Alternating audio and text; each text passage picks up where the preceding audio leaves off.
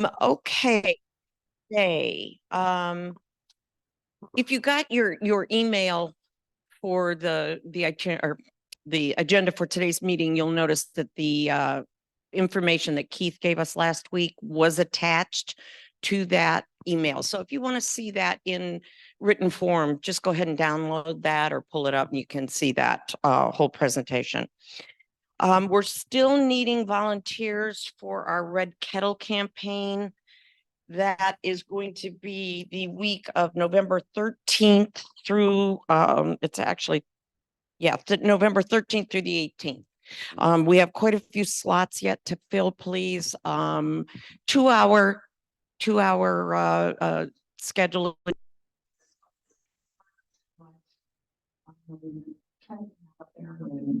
We'll do a little bit of work for the Salvation Army. That round.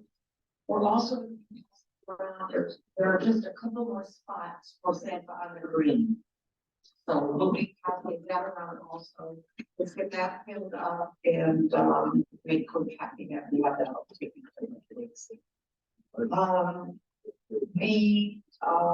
kickoff for the fall fundraiser is this week. Rich, do you want to come give us your info on that, please? Rich, Marilyn, and Pat are taking on the sale this year, so thank you for that.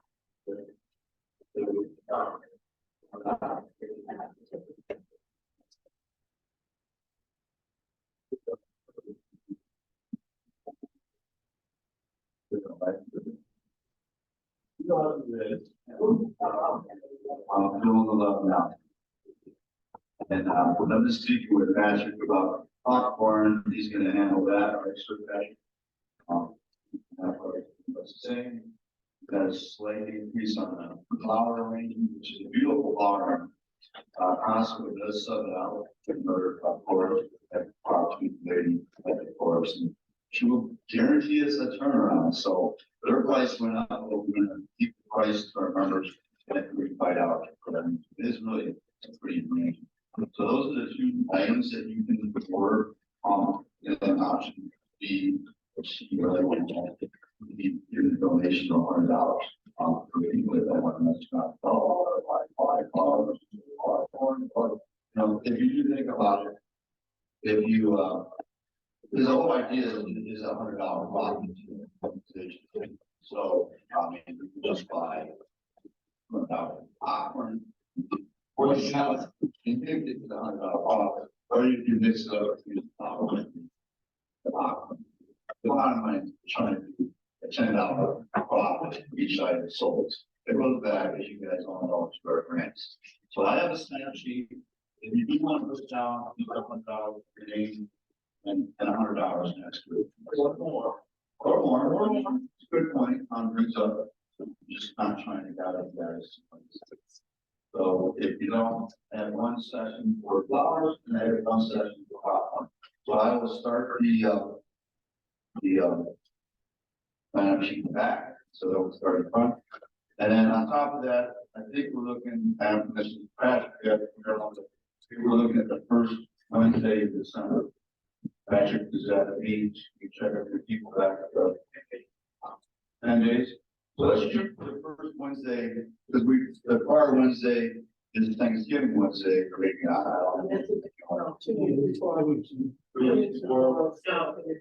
prior Wednesday is the Wednesday after Thanksgiving. All right, so we'll still shoot for the first Wednesday of December. All right, any questions, comments? All good? All good. All right, thank you.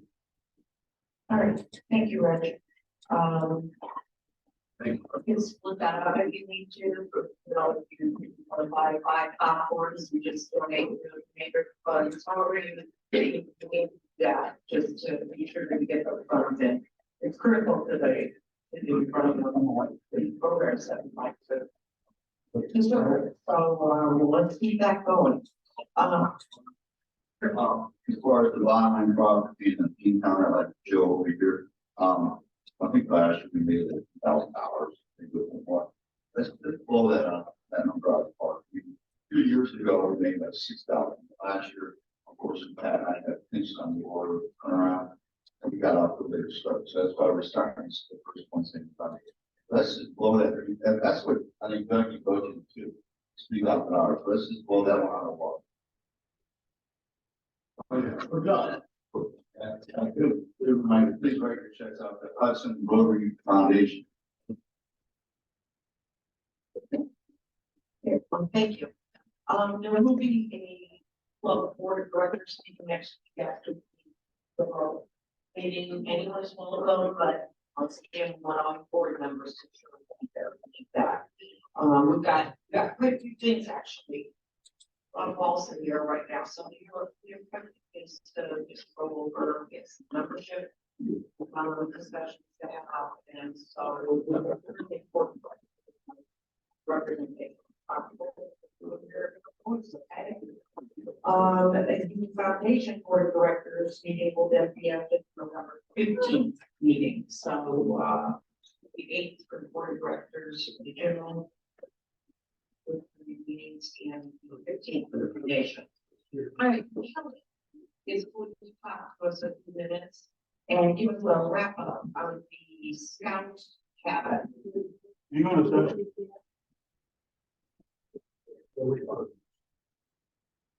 Rich, you ready to take cash? Yeah, sure.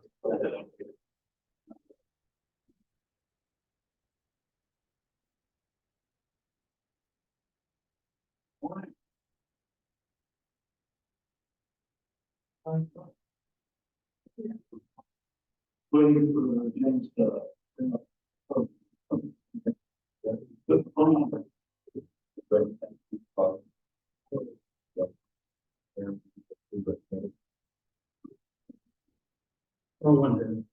Okay, sorry. That's fine. How do I, Sorry, I picked the wrong one. which laptop am I looking at here? This one, So how do I see what's on that thumb drive? go stand right here. Look at the screen.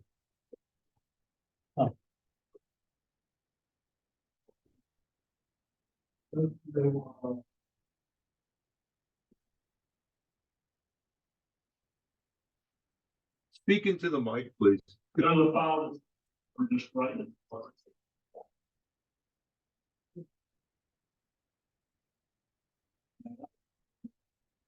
Go down to.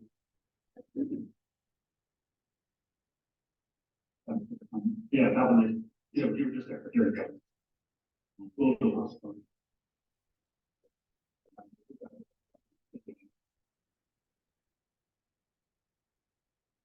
What? Right. Go down here with that little. You got it.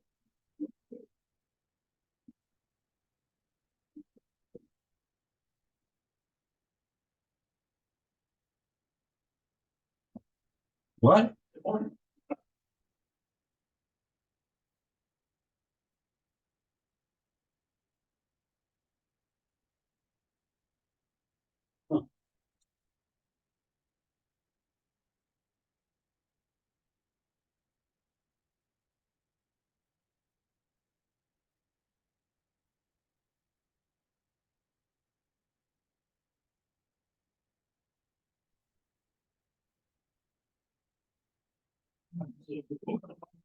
This, my local essentially, when we did the Scott campaign, we had one thing that came in, and we had monies that went out for the renovation of the cabin.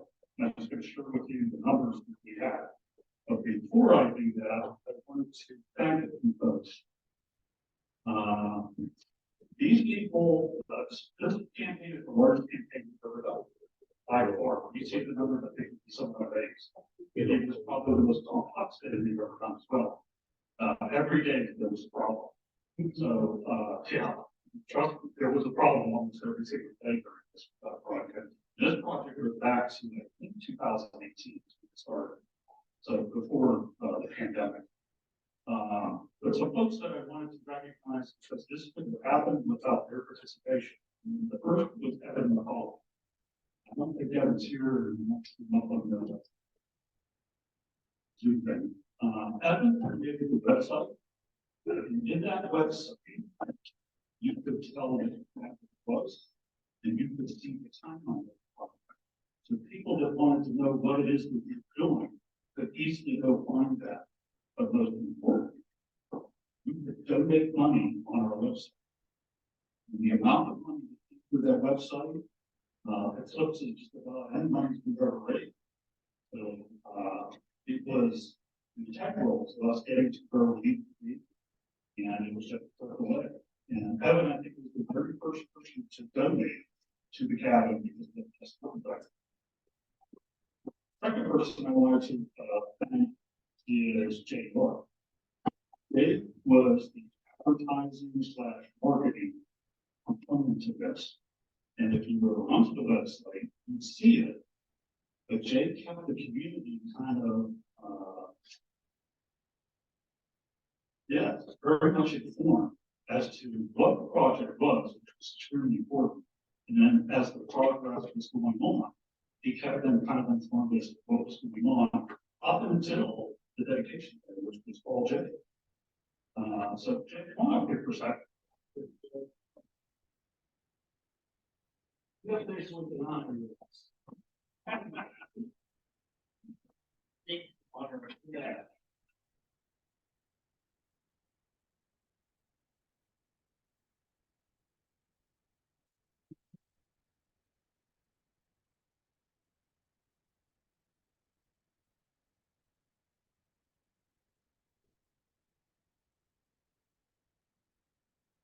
I also want to thank Pat Shear.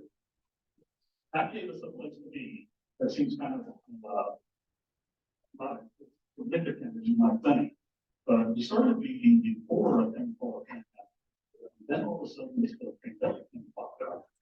But Pat kept us in. So he and his team, which I think is a version of Zoom. So we can continue to meet. But after the meetings, we couldn't have gotten to where we are today. So thanks and shout out to that. Also good that.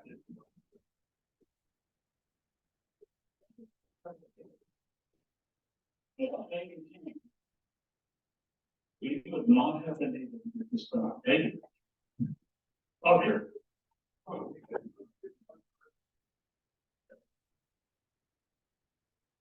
Megan did all the letters to the donors. She helped with the tapers. She helped with, there was a campaign for Justice Scouting themselves, which was very complex. Megan really took care of all that administrative stuff. We were very good at it. The other person I want to thank is Doug McCall. Doug had to put up with me, which I'm sure he had better days. But in reality, Doug had to take care of all the inflows, take care of all the outflows. And the inflows came from a variety of sources. Show you on Ontario. That's not an easy task. It's anybody who's ever been treasurer. That's where the unsung hero really makes everything happen. But you're sort of lost in this. We remember the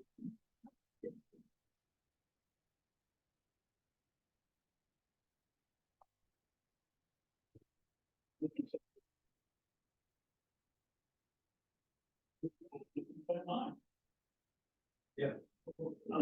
Two people that are two entities that are not here today. I want to comment to one of them. They were and Stephen Kelly. They were outstanding. Anybody who's ever done major remodeling or a build or anything of that nature, your contractor is your. And quite frankly, they stepped forward every time we had an issue and seemed to resolve it for us. And you should see from the number, we were just right on budget. We never got off budget, even though we had a number of change orders. I also wanted to do a shout out to architects. They were the ones that took what we had in our head and put it on paper. And some of the ideas that they gave us are now sitting in that cabinet here today. That was Joe Matala and Matt Schwartz. These guys really came through for us. And many of the guys that found us on the Shelter Homes. We talked with a lot of contractors, and it was difficult to find somebody to do a project like that. So, shout out. And then everybody in this room, everybody who is a Rotarian, when you see the numbers, it's all of you guys. Really, this was a team effort. Nobody did anything on their own. This was really a team effort. And it all started with one guy. That's Andy Morris. Andy Morris, my boss, I don't know how many years back, because I didn't come to the committee until it was sort of formed. So he did a condition of that cabin, he instantly knew that cabin for adult and knew what we needed to do.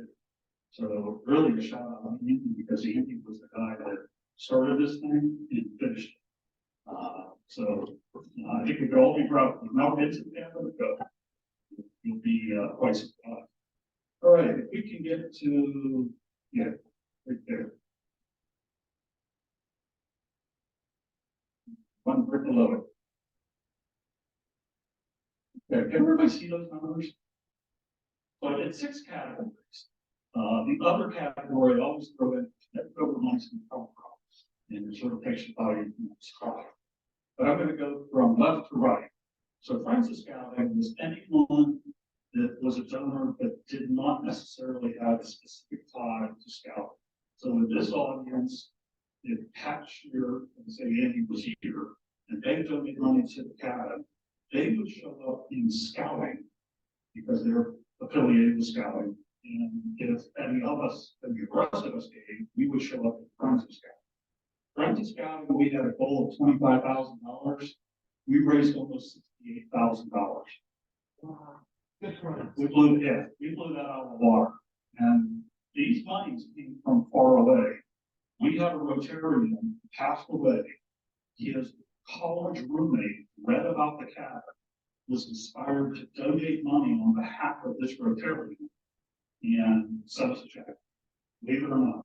So we actually saw money coming from far places other than Hudson, Ohio. The next obviously is Scouting. Those are individuals that are either specifically involved in Scouting or either had kids that came through. We tried to reach out to some kids that were in the cabin at one time, who've done other things. We had a goal of 30,000, actually larger than Friends of Scouting, and that came in at 46,000. That's incredible, the amount of money that we were able. I'm going to skip corporate for just a minute and I'm going to pop over to other. So we did have money. I didn't know this. We had money already set aside. It was some other financial institution I recall where they were monies allocated for capital improvements to the cabin. So that was really the second amount of monies that came in. The first number was having, this was the second one. So that's what that 5685 for monies that, again, I can't speak to where they came from or what they were. I just knew that they were allocated to the cabin. Then I'm going to skip corporate for a second and go to foundation. Foundations predominantly our own foundation, but there are other foundations that donated funds to the cabin as well. And government, government, everybody kind of knows what that money is. That's the state of Ohio monies. At the time we did this, we had really very little knowledge of what was going to happen. It was just conversation. Nobody had specifically addressed. These were pledges. When you run a campaign, the problem is that at one time we had more pledges than we had cash. And so we had to convert those pledges back into cash. Government obviously came in the 75,000, which we just received just a month or so ago. Because of that, the publicity for the donation from the state of Ohio caused the community to recognize that we'd already met the goal. In fact, we were beyond the goal. So when we started the corporate campaign, it's challenging because kind of question they would ask us is, we already a goal, if you're above it, why would you need my money? So we really never kicked the corporate campaign off. I think we would have surpassed that number that was up there, but we decided that we would just sort of let that go. So in all, we raised $268,999. Yeah, the other day I wanted to throw a bucket and think it's 70, but I'll remember $268,999 for quite some time, I think. That's an enormous amount of money that we raised. We can all be very proud, because I don't think any of us ever thought we'd get there. And we did. Huge success.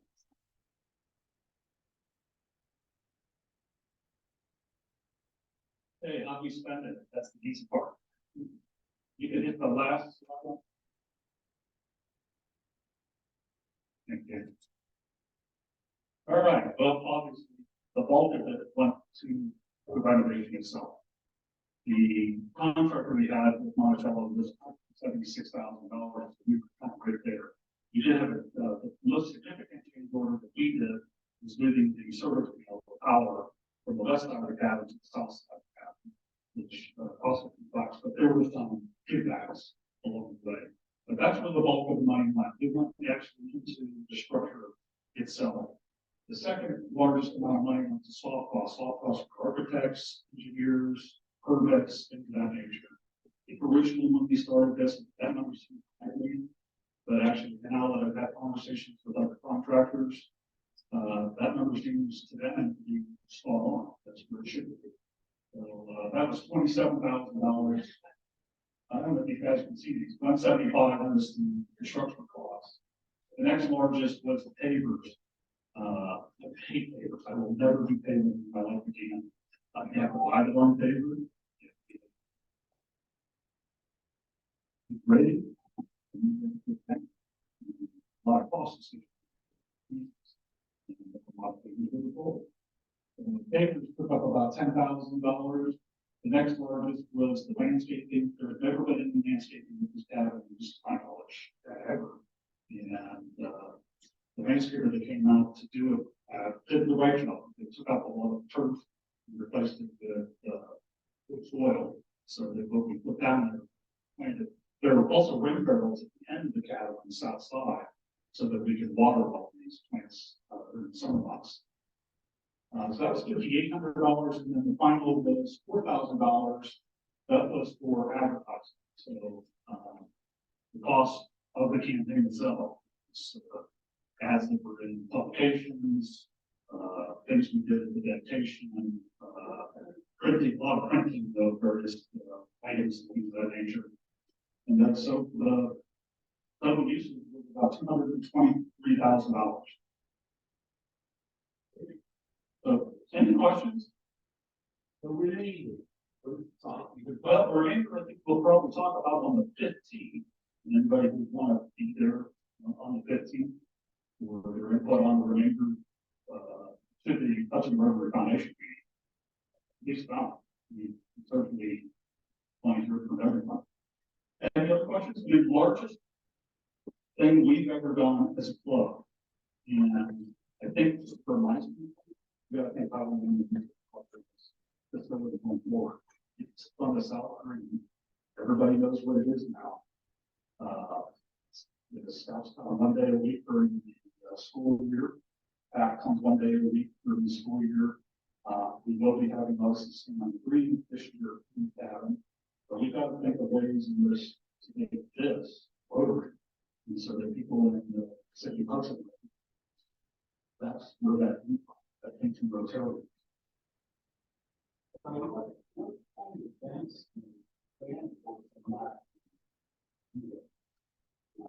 So a lot of people like water. But you know, things that have been presented to me was I don't know what time you do it folks in the spring and summer.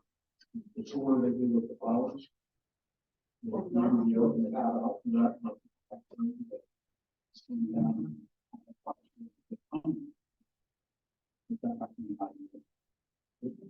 People need to make sure that people who are aware of what they have.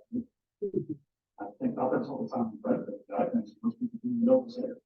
But you know, you can see it now. You can see it both day and night.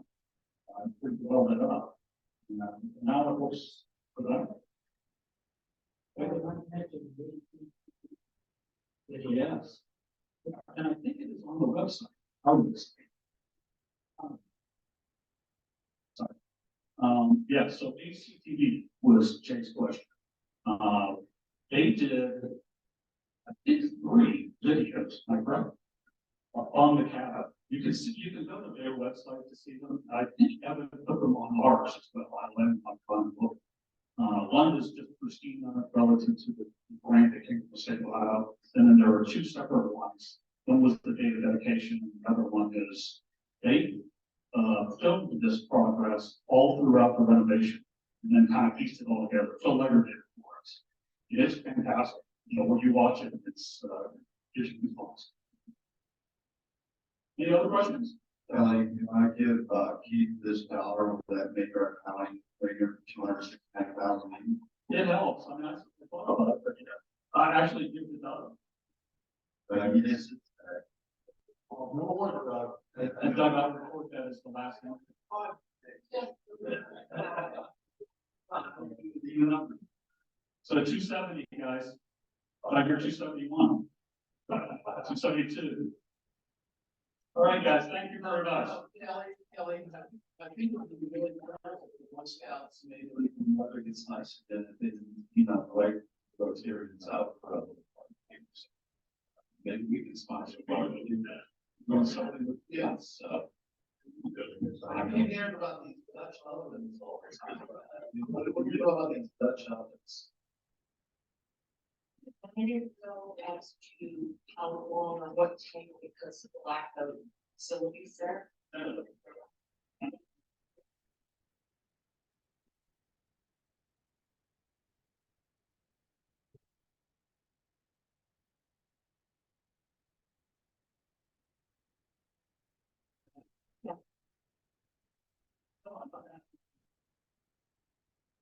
Yeah, we need to do some kind of an open house.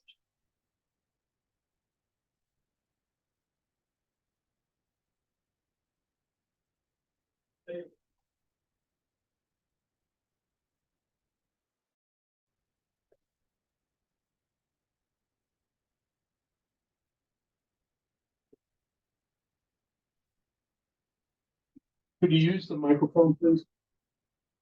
Use the microphone, please.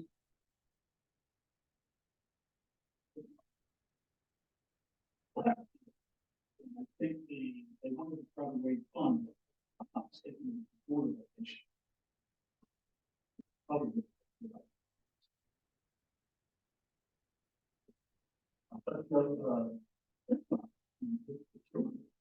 You did it with the field, you know, hey, before the football pause.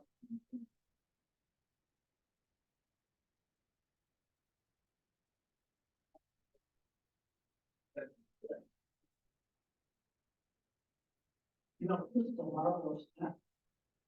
So much. But it's only part of stuff that's happening. I guess you notice part of the.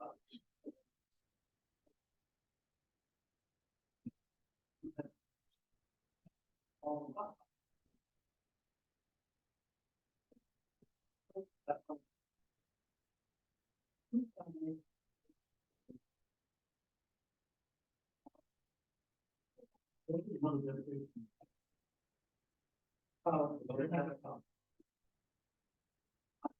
We need to give them along here now to our speakers. So Mr. Basil is going to introduce the next part of the meeting. And again, thanks, Kelly, and all of you. Thank you. Thank you, President Terry. Good morning, fellow Rotarians and guests. This month, the speaker theme is veterans, as we head up for Veterans Day. It's a very special time of the year, especially for me, and if anybody's interested in why I should. We have 5 of our fellow Rotarians who are veterans with us this morning. Veterans Day.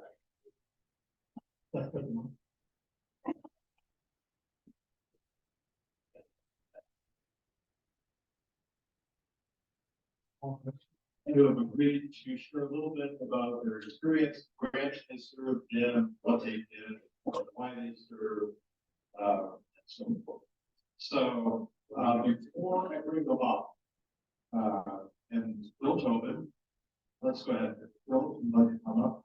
Joe Bell, Dow, Jim Young, and Neil Call. So let's please recognize them.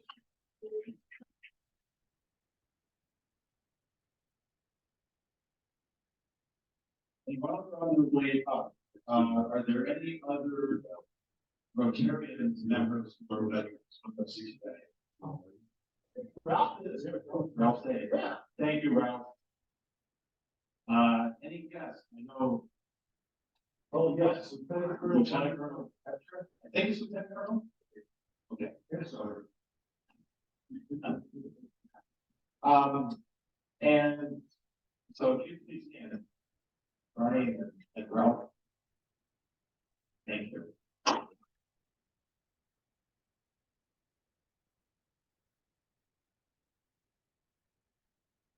And anyone who is spouse, sibling, child, parent of a veteran, if you can stand up.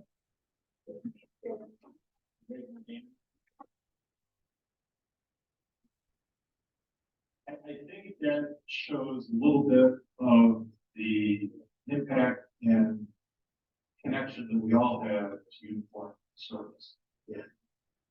Veterans Day was a luncheon here at the Meadow. You're invited. I will be doing a presentation on what you need to know about a veteran. Those who don't know. So I invite you to the luncheon here. What is funny? Veterans Day on 11th. What time? That starts at noon. Okay, noon, Veterans Day, the Meadows, is having a luncheon. All veterans and their families are welcome. Lieutenant Colonel Kemp is going to speak. Yes. And part of the reason also for highlighting all of our connections to the military is to please try and make it next week. If you have friends and family that you know have connections to the veterans, please ask them to tune in next week. You're going to have the director for the Summit County Veterans Service. Going to be Just returned.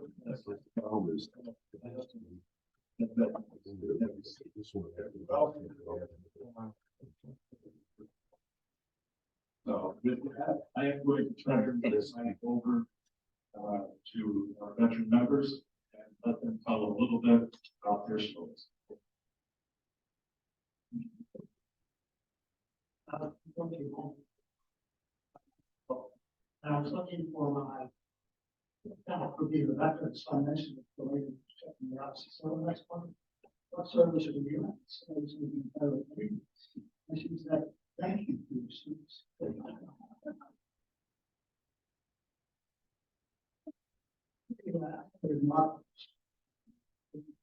Okay, just been talking, and that's all the things that happen. But I went to off the 10 days for it. Five was for, and I want to go to see.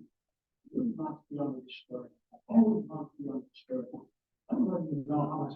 If I don't work for the story, 50,000 work for it. It's like something you're going to do on the whole life before. My first assignment was to an officer. Assigned the commanding officer, Pacific Fleet. I always gave them about 2,000 people. Now I was assigned to him. I was assigned him for 6 months. And I became his critical officer. Critical officers and people that basically take messages from members and code. And the other way around, then maybe coded like secret. The other side of it. And I would spend maybe 12 to 18 hours a day with them. Side by side, not just right next door it is. Spend any time with them in school. And I remember one message that he coded came from the officer of the it says, I can code it and I could not believe it. It said, prepare for emergency conditions of work. You report immediately. That was during the time when the Suez Canal was being taken over by the president of the anyway, it's an interesting time. And from there, I spent most of my time on destroyers in the Pacific Fleet.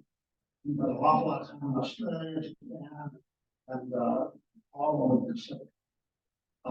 In that period of time, I was also assigned to, that's one of those destroyers was a command vessel. And there's a unique thing about that command vessel with destroyer, it's usually a one-star admiral. I think nobody knows what a one-star admiral is called in the Navy. It's not called admiral, it's called commodore. That's a Navy term that's only used during the war. So this gentleman had been in the war, he had the title of a commodore, so I spent a lot of time with him. Then I went into the more interesting thing. I was assigned as chief fiscal officer for the power section in local California. And that was a super secret back then. And I think maybe I can credit my health, my longevity is that I've been inoculated in perfect hospital measures. Walking on the street and I get hit by ambulance, but I would survive. Anyway, it was a wonderful experience, so I looked at that and it's good transformation. And so my military spans experience the next 20 years. There's a few years active duty and 25 or so served in the National Guard. Received my commission in 65 with Rutgers, Jersey. Then went to 5 months later, I was in Vietnam. I was in a boat company. And in that boat company, what we did was ship to shore transportation.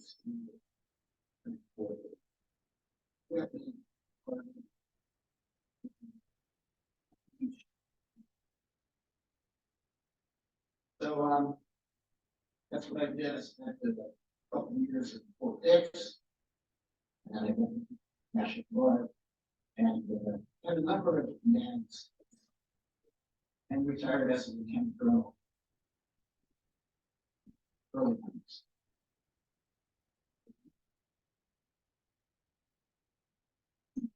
I'm not an officer. My life for nearly 60. After our first anniversary, I got a lot of respect. I was needed it. Others I was trying to, so, my Fort Benning, Georgia, my sea training, and Army's wisdom that put me in undergrad. I was a graduate architect, and I went to the Signal Corps at Fort Monmouth, New Jersey, to develop reconnaissance photographs.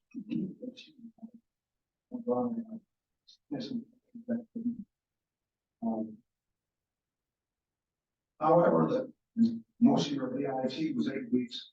This was a 12-week course, and the course was full, so they couldn't have me sitting around for 2 weeks. So they put me in a 29-week rocket support radar reading course. So I saw how, and I got through that, and I was sent to Fort Riley, Kansas, because there's an airfield. Well, the Air Force ran the airfield, so I wasn't even needed for anything there. We had course, so they said, well, I could type, and I was on the swimming team in Israel, so I'm now in special service. Crash house in the bowling alley. So I'm there part of the year. We were teaching about that shop. I got orders to go to Vietnam and photography. Well, I never had that, so I'm in headquarters. I said, well, don't worry about all the speed orders. In the rotation, you don't have enough time to,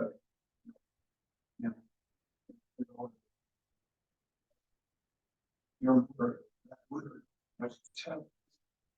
And President Johnson's 50,000 more troops. And I was one of those troops. So I hit the Saigon, and I was billeted, and I was actually assigned in Long Beach, but I was billeted in Saigon because that's where our compound was. Now in Saigon, I was in a hotel. It happened to be called the Admiral, which wasn't real. I fortunately had 2 roommates from the Navies. We had an air conditioning and a refrigerator. The colonel I worked for didn't have that business. My job was driving interchanges in special services. We have all the crash shops, all the sports activity, and all the U.S.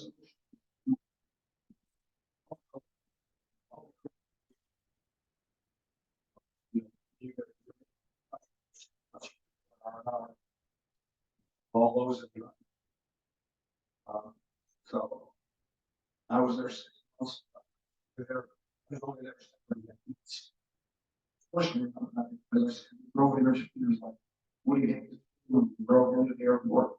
You got walk in a day and then you come back and I pick them up.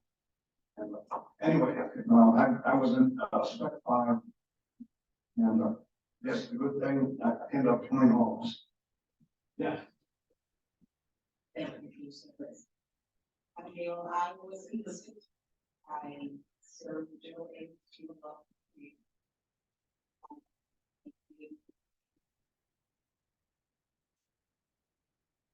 So those.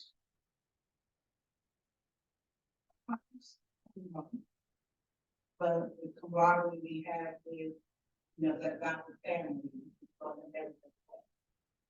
and one that I appreciate is that one that came before me, the one that come after.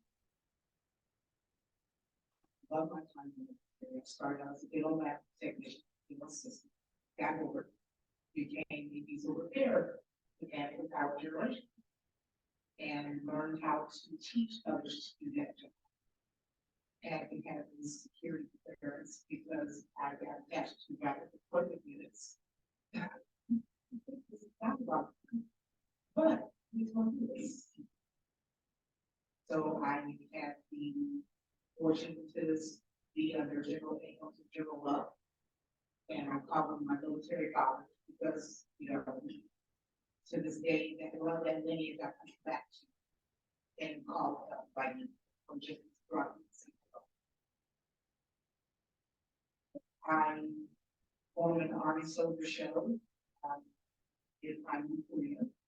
And the Army Soldier Show, it's social media best for 6 months. We go from base to base to base. We get on airplanes, we fly across to another country.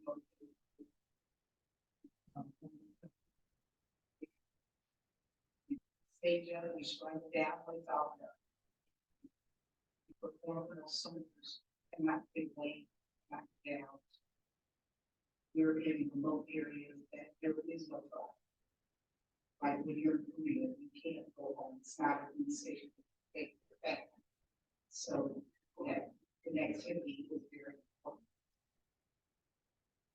Just to be able to do that, to provide the unconditional connection, to provide for other soldiers, because they provide for everybody. Every soldier that serves, their families serve right along with us. They share the joys and share the activity. And for people us all together, love my family. That we actually anything with that, love it all. Because I love the way it shaped me.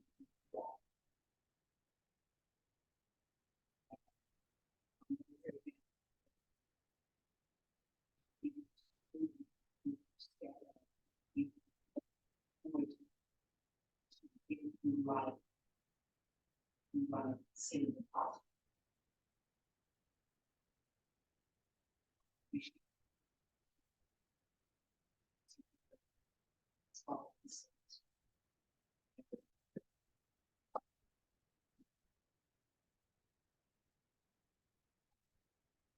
Well, I spent 2 years in the Navy, and I was Zach Ops Navy. I never went faster than 9.5 knots. If I knows that that's pretty nice. So I graduated from college in 16. I had no idea. Everybody was getting graded. I had already been admitted to graduate school, so I couldn't have gotten it permanent. You don't know what's going to happen after that.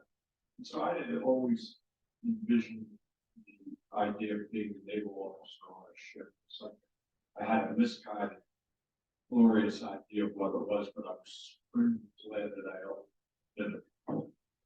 So I went to Bolsa County School in Fort Worth, fall of 67, my first, and then I went to finance, so they put me in engineering. First ship, my first ship was perfectly British ship. Second World War. It was a spy ship. I was part of the ship's company and we provided platform where there's a whole classification. People in this all communications technician, where that privacy, crypto, and there's cryptocurrencies. In those days, this is 68, 69. There were no spy satellites run around in the ocean. We had sailors sitting with earphones while writing messages. We spent 10 or 11 months in the Indian Ocean in that year, listening to the Soviets and the guerrillas in South Africa or South Africa. Then I was sent engineering officer school in San Diego and became chief engineer on a World War II class LST in Southeast.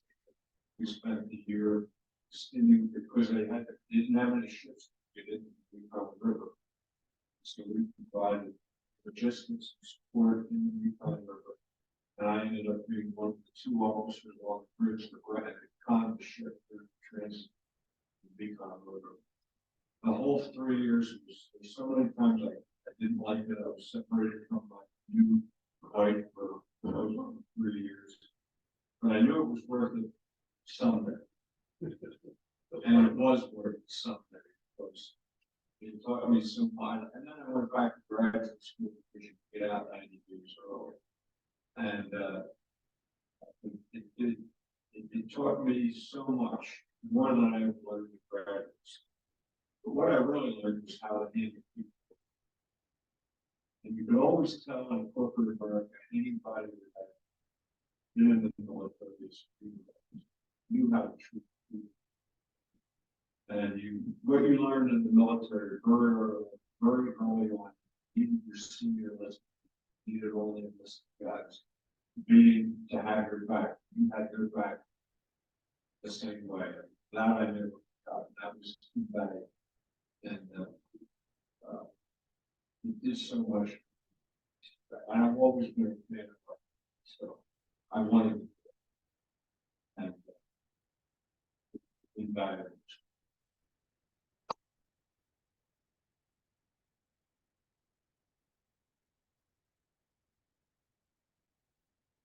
Thank you, Bill, Joe, Jim, Gail, Doug. Are there any questions? We've got time for maybe 1 or 2 questions.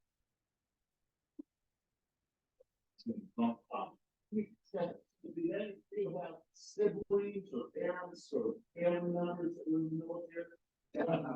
How many had siblings or other relatives? Yeah, I'm going to mention that one of the reasons why I was in the military is my father was World War II vet, and he was a school teacher, but he was also in teachers in Rotary. And in the early 60s, well, duty, he became the director of service of state and so some of that was everyone because my son Brandon chose Air Force as his career. He just retired. That's the time.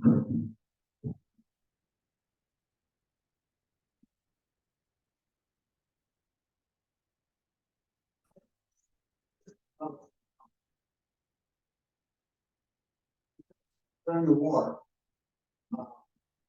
one was a Nazi spy. He had really good Russians. And the other one was head of office of Secret Service, which is spy. So I had 2 spies as uncles, and they were on different sides of the war, both living in Washington. It was fun to go to a party with them, both at the house. It was really good.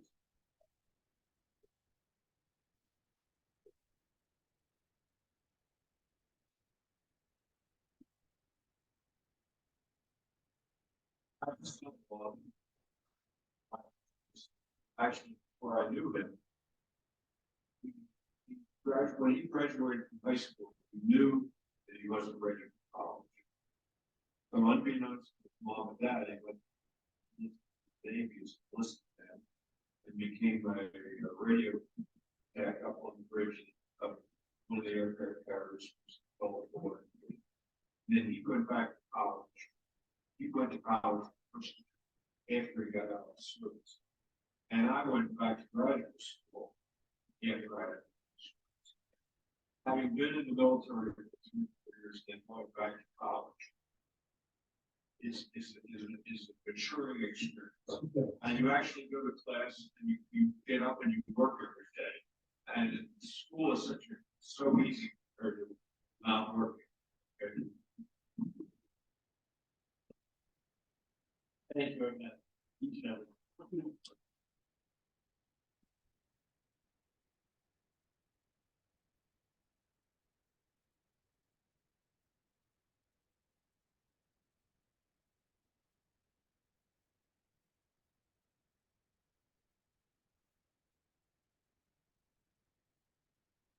Thank you, Dave.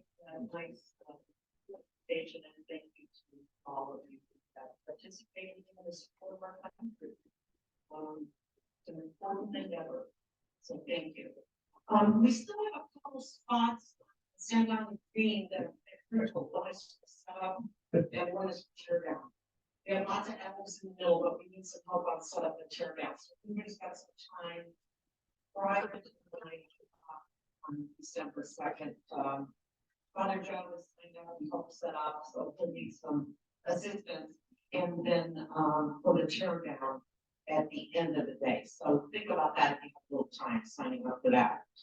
Okay, let's have our Rotary buck maybe this day.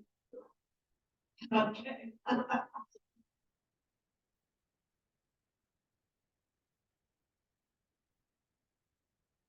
Yeah. Oh, geez. Okay, it's $8 today. And the winning ticket is 924,462.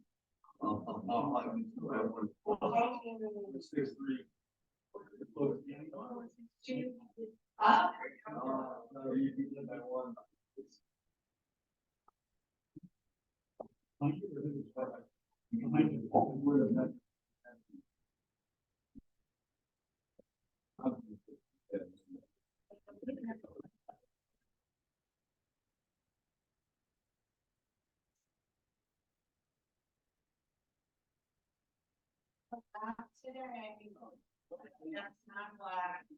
Even the old eyes, I can see that's not black. All right. Thank you. Thanks. Okay. Oh, good. We've got our red kettle campaign almost filled up also, but we have a few slots on Wednesday, the 15th. One from 4 to 6 on Thursday, the 16th, and then one early on Friday and a Saturday afternoon. So we'll send this around again, check your schedules. If you have some free time, we'd love to get this filled up so that we can be well represented. Good time to let the community know what we do and we have some visibility out there. Maybe do a little recruiting. So that's it. Do a little recruiting that day. So okay. Go out there, get those snow clothes out, ears, get those skis next up. Have a good one.